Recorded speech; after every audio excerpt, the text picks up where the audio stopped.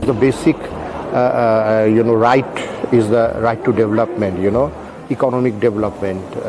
It is something beyond growth, not just economic growth, but an equitable distribution of income and wealth, which China has been very successful in eradicating absolute poverty. And this is the first and foremost achievement of meeting the development goals, sustainable SDGs. So we must commend and congratulate China for achieving this task and this objective. The Communist Party of China, which is government of the people, and for the welfare of the people, they have brought out some plans, objectives, strategies. Tremendous achievements were made.